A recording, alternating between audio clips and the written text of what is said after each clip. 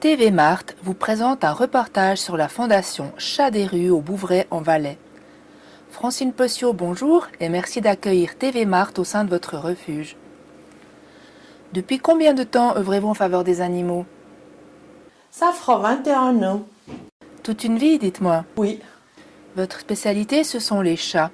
Qu'est-ce qui vous a motivé à transformer votre chalet et votre terrain en refuge pour ces félidés? Sur tout le Valais, il n'y a pour ainsi dire pas de refuge. Il y a 21 ans, on a fait inspecteur pour la SPA du coin, mais il n'y avait non plus aucune structure d'accueil. Et c'est comme ça qu'on a commencé. Ça fait 7 ans qu'on a créé notre fondation pour avoir plus de poids auprès des autorités. Nous n'avons pas d'employés, on n'a pas les moyens de payer des salariés, on n'a que des aides qui viennent 1-2 matins par semaine. Actuellement, combien de chats avez-vous dans votre refuge?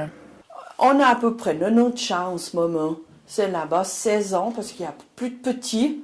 Mais on monte à environ 130, 140. Sur les 90, on a peut-être maintenant plus que le 10% qu'on pourrait placer. Comme on s'occupe des chats des rues, on a énormément accueilli de chats implaçables, souvent beaucoup trop sauvages pour vivre dans un foyer.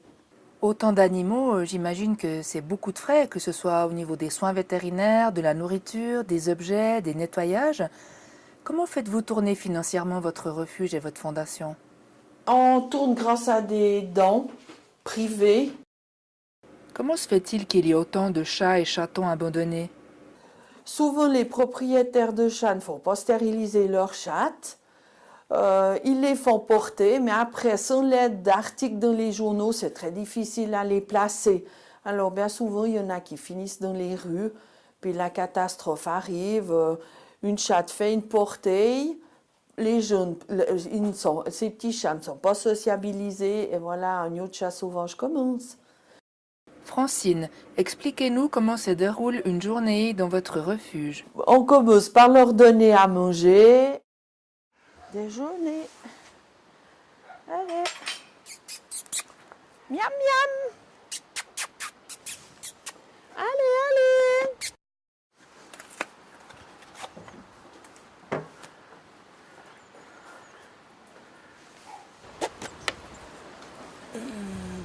Voilà. Pour la santé de nos chats, on donne 2 fois par semaine de la viande crue. Il ne faut en tout cas pas la cuire. Pour le félin, pour sa santé, il a besoin que la viande soit crue. Mais on n'achète pas de la viande de boucherie qui tuerait d'autres animaux. Nous achetons de la viande hachée dans un abattoir où ils utilisent de la viande qui n'est pas consommable pour la table. Après, il faut nettoyer les caisses, le nettoyage, beaucoup de panos. C'est un travail de titan. Faut vraiment suivre les nettoyages parce qu'autrement on est débordé, on est dégoûté si on travaille dans des lieux qui sont sales et puants.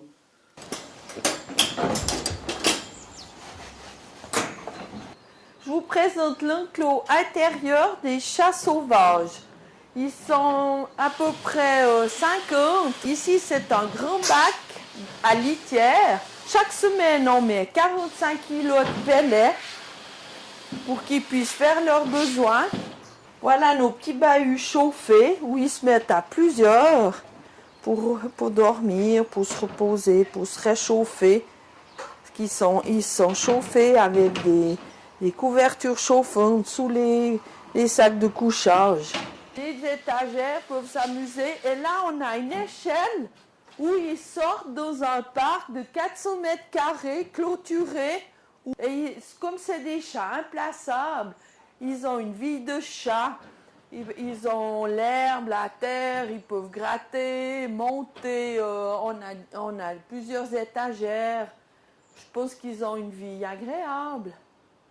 Ce sont des chats qu'on ne peut pas remettre dans les quartiers parce qu'ils sont en danger d'empoisonnement ou de tirs sauvages. Outre l'accueil des chats abandonnés, vous êtes également très actif sur le terrain. Racontez-nous en quoi cela consiste. On est souvent appelé par des gens qui nourrissent des chats qui sont devenus peureux, sauvages, qui n'ont pas de maître. Alors nous, on veut absolument faire baisser les naissances. Alors on sort du refuge pour les trapper, on les fait stériliser et après, si on a la possibilité, si les gens bien qui les nourrissaient avant veulent continuer, on les remet dans le quartier. Ça, c'est vraiment la meilleure solution. Mais on a des cas où c'est plus possible de les remettre, alors on les garde dans notre refuge.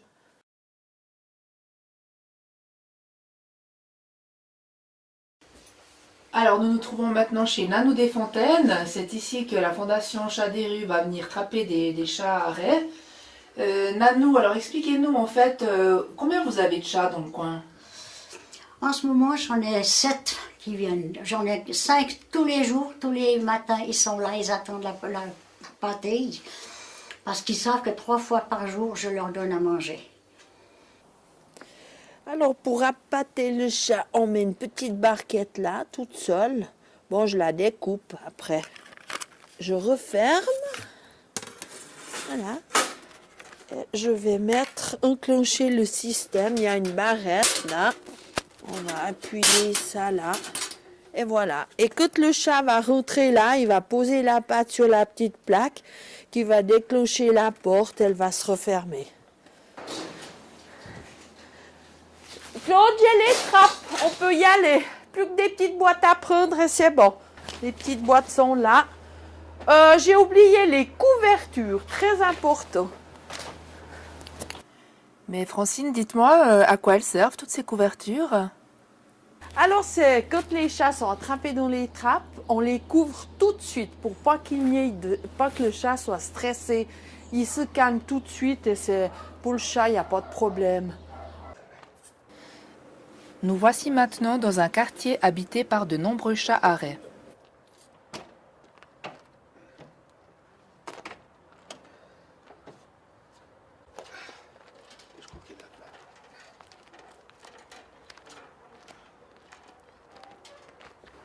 Ces cages spéciales qui s'appellent trappes, nous pouvons les utiliser parce que notre fondation est reconnue d'utilité publique, mais un privé n'a pas le droit d'en acheter une et de commencer à attraper les chats du voisinage.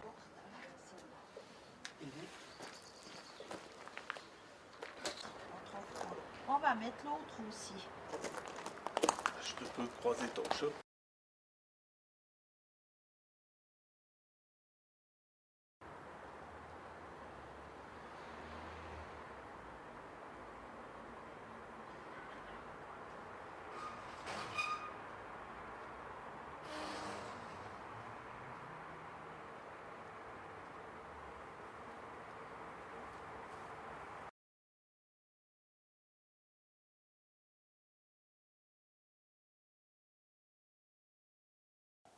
Une fois les chats attrapés, on les amène chez le vétérinaire qui nous les opère, soit une castration pour un matou, une stérilisation pour la chatte. On va les rechercher et ensuite on les met en box, qu'on puisse faire tous les soins qui sont nécessaires. Il y a l'antipuce en premier, il y a le vermifuge. Quelque chose de très important, on fait le test salive leucose, qui nous donne vraiment déjà un très bon contrôle. Si on a un doute, on ramène chez le vétérinaire et il nous fait un test sanguin. Une chatte nous coûte environ 150 francs pour les frais vétérinaires et un mâle un petit peu moins, autour des 100 francs. Je conseille de faire castrer les matous et les chattes à partir déjà de 5 mois. On entend souvent dire qu'il serait préférable de faire porter une minette avant de la stériliser. Alors, un faux ou un tox? C'est tout à fait faux. Ça, c'est des histoires du passé. Maintenant, on s'est aperçu que c'est mieux que la chatte ne connaisse pas la maternité parce qu'on lui développe l'instinct maternel et après, elle sera frustrée parce qu'elle ne pourra plus faire de petits. L'article 5, alinéa 3 de la loi fédérale sur la chasse, stipule que les chats arrêts peuvent être chassés, et ceci durant toute l'année. Qu'en est-il exactement? Nous, on connaît, il y a eu quand même des actes barbares, des chasseurs qui tirent, parce qu'ils n'ont rien fait de la journée, ils tirent sur un chat. Certaines SPA n'hésitent pas à euthanasier des animaux en bonne santé. Vous êtes formellement opposé à cette pratique. Dites-nous pourquoi. Un chat qui est en bonne santé a le droit de vivre. C'est pas parce qu'il est né de la négligence humaine qu'on va faire un tri. Toi, t'es beau, on te garde. Toi, t'es un peu, t'es moche, on te tue. Nous, on est absolument contre cela. Alors Francine, nous nous trouvons ici dans un enclos pour les chats des rues. Quels sont vos projets pour cet enclos? Il est bien pour la mauvaise saison, mais il manque, c'est un enclos extérieur pour cela. Là, on a à peu près 12 chats qu'on pensait pouvoir placer, mais après, il s'est avéré que c'était des chats trop sauvages ou agressifs. Nous, ce qu'on aimerait, c'est de pouvoir faire un parc extérieur qui suive celui-ci, mais contre le bas, qui serait facile d'entretien aussi. Et combien ça coûte de faire un parc comme ça, extérieur? Je pense qu'il faut compter à peu près 10 000 francs. Francine, est-ce que vous avez un message à faire passer? Oui, j'aimerais vraiment une prise de conscience pour qu'on respecte les animaux, qu'on arrête de les prendre pour des choses qu'on prend un moment et qu'on jette ensuite. Les animaux, c'est des êtres vivants, il ne faut pas l'oublier et on doit les respecter. Francine Possiot, merci d'avoir reçu TV Marthe dans votre refuge. Je tiens à vous dire que vous faites un travail sensationnel et que consacrer sa vie aux animaux comme vous le faites, c'est merveilleux. Bravo et merci pour tous ces pauvres chats abandonnés qui trouvent gîte et couvert grâce à vous.